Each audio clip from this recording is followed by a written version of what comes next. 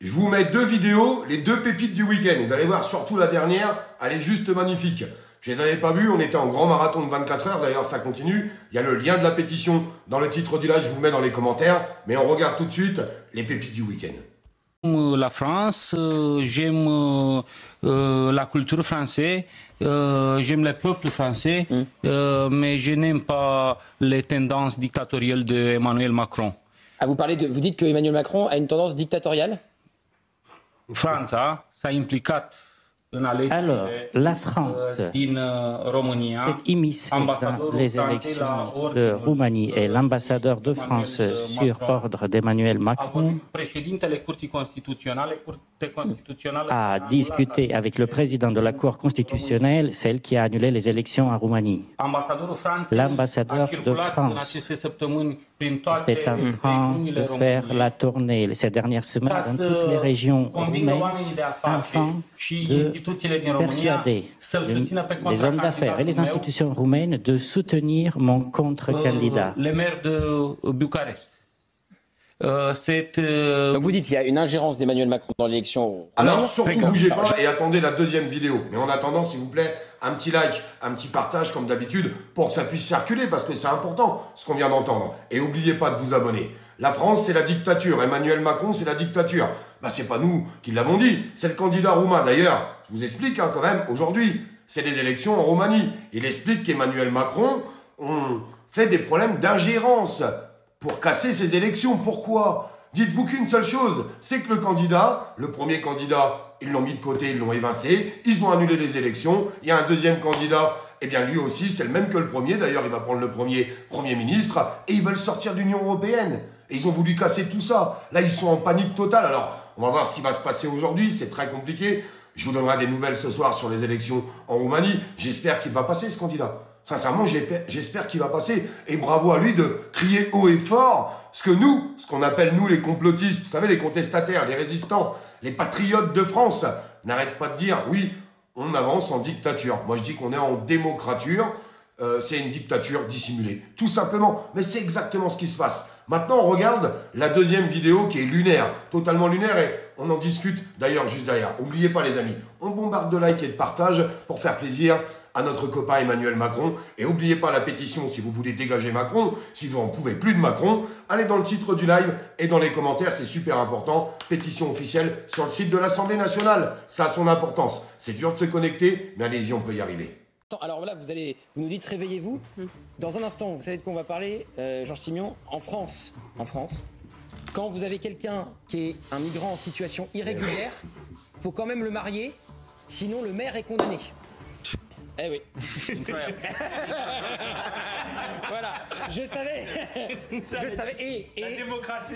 Et si le migrant est en situation irrégulière et que vous lui dites vous devez rentrer dans votre pays et que vous lui avez donné un document en disant vous devez quitter la France, vous devez quand même le marier. Incroyable. Voilà. Eh bien on en parle dans un instant. Bah oui, ça fait rire tout le monde, c'est normal, c'est tellement stupide et tellement débile, mais ça fait rire tout le monde. Alors, les copains de Jean-Luc Mélenchon, en entendant ça, vous diront encore « Ah, mais vous êtes des racistes !» Non, on est juste des gens qui sont totalement logiques. Quand tu n'as rien à faire sur un territoire, que tu dois être expulsé, est-ce que c'est normal qu'un maire te marie? Bah non, il a totalement raison, monsieur Ménard. Moi, je le soutiens à 200% dans son initiative. Et c'est lui qui va passer au tribunal parce qu'il a refusé de marier quelqu'un qui, premièrement, n'avait rien à faire sur le territoire, qui, deuxièmement, était là illégalement, et troisièmement, qui devait être expulsé. En fait, c'est de la logique parfaite. Mais les lois françaises sont tellement débiles et stupides aujourd'hui qu'on en arrive à un tel résultat. Ben, vous voyez, ça fait rire tout le monde, et sincèrement, ça m'étonne absolument pas. Bon, 2-3 petits mots quand même, parce qu'on a fait 24 heures. D'ailleurs, vous avez vu, une nuit de sommeil, et je pète la forme. Franchement, ça va, hein. Pas trop de rides, ça va. Bon, il y a un petit filtre quand même dans le fond pour enlever un peu les rides, j'ai triché un petit peu. Parce qu'après, les gens ils vont me voir dans la rue, ils vont dire « Ah, mais t'as un peu de rides quand même, hein, tu l'as dissimulé, toi. » Un énorme merci. Franchement, du fond du cœur, je n'arrête pas de vous remercier, mais je suis obligé de vous remercier. Il y a des gens qui sont restés 24 heures sur ce live, je vous le répète. On a fait une courbe à 3000 tout le long, 3000 personnes en ligne. mais c'est juste formidable.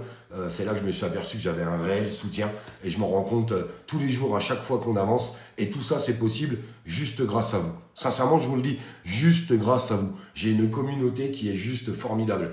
Parce que 3000 sur 24 heures, c'est long. Je pensais qu'au début, on serait monté à 3, 4, 5000. Puis après, au bout de 2-3 heures, les gens seraient tirés et puis on aurait fini à 200-300 sur le live. Non. 3000 de moyenne, on a fait des pics à 5005, on est redescendu des moments à 2200, jamais en dessous de 2000, c'était beau quand même. Franchement, formidable. Je vous le répète, cette pétition, elle est super importante pour qu'on retrouve un peu de légitimité. Elle est dans le titre du live, elle est dans les commentaires. Et je vous le répète, n'ayez pas peur de la signer. Il y a plein de gens qui ont dit « Ah ouais, mais non, il faut passer par France Connect. » Tu passes par France Connect pour déclarer tes impôts, tu passes par France Connect pour la sécurité sociale. Et puis apparemment, il y a d'autres, tu peux sélectionner d'autres choses pour pouvoir te connecter. Mais arrêtez d'avoir peur, n'ayez pas peur. Et au contraire, criez oui haut et fort à la destitution d'Emmanuel Macron. Je le répète aussi, cette pétition, c'est pas moi qui l'ai créée. Elle était déjà sur le site de l'Assemblée nationale. Elle était bien nourrie, bien structuré, parce que c'est important pour qu'il y ait un aboutissant quand on va atteindre le nombre de signatures, parce que je suis certain qu'on va l'atteindre. Quand on va passer déjà la barre des 100 000, elle va être mise en avant automatiquement sur le site de l'Assemblée nationale.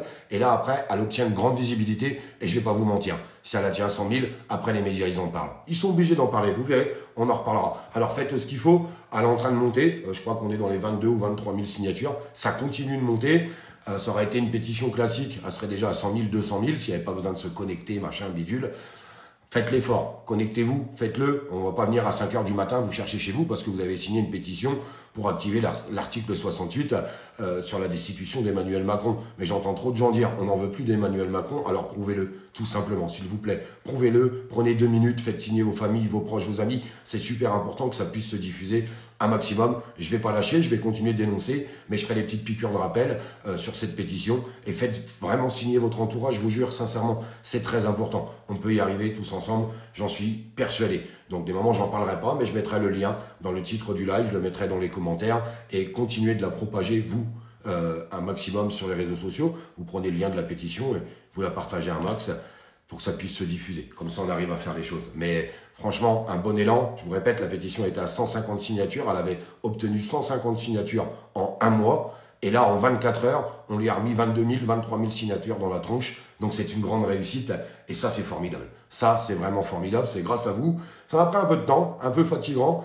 J'ai failli craquer à un moment donné, mais j'avais tellement de soutien derrière l'écran. Lâche pas, Olive, on va jusqu'au bout. On est avec toi, on va rester là. Je pouvais pas couper, dire aux gens, bah vous restez là et moi je me barre. Non, je suis resté jusqu'au bout.